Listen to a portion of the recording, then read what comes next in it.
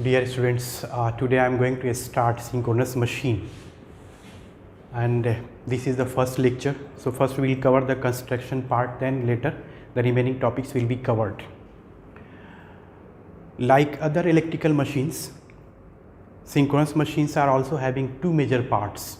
One is a stator, a stationary part, and another one is rotor, rotating part, which I will discuss later.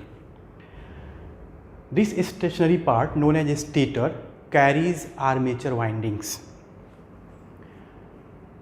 Armature windings are placed in the slots cut on inner periphery as shown in the figure, in which EMFs are generated. How, we will discuss later.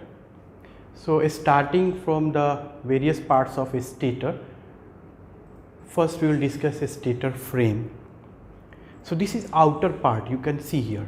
Basically this machine is having cylindrical shape, and what we can see on board is cross sectional view. So from here we can see that the outer part is a stator frame which provides support.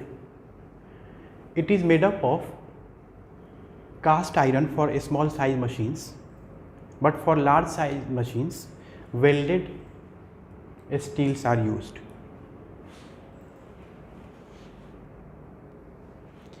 And this part is known as a stator core. This is core shown here. So basically a stator core is assembled with high grade silicon content steel laminations to reduce hysteresis and eddy current losses. As we know, these laminations are insulated from each other by means of varnish insulation and stacked together, tightened by means of nuts and bolts. Radial ventilating ducts are also provided for the purpose of cooling of the machine. This core basically provides path to the flow of flux, a good path with low reluctance to the flow of flux. This is some enlarged view of a small portion of this stator. As you can see, the same tooth, this is core, and slots, these are slots. Slots are cut on the inner periphery of a stator as discussed earlier. These slots may be open type or semi closed type. So open type slots will be like this, open type, or semi closed type.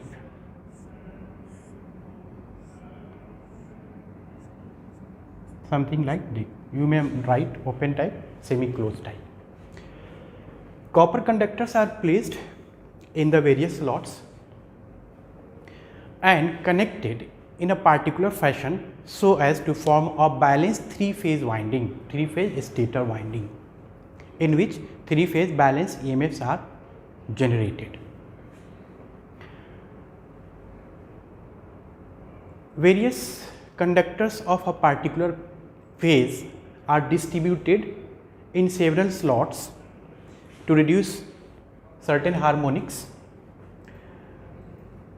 So generally we use double layer winding, which we discussed during our DC machine lectures also. So we know what do you mean by what does it mean by double layer winding, frictional slot. So generally we use, here we will focus on construction basically, not on winding design.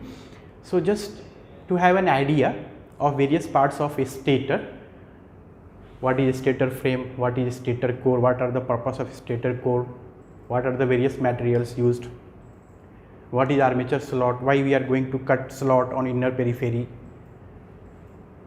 and this one is tooth. This is slot, this is tooth. Here also you can see this tooth, enlarged view, and this slot.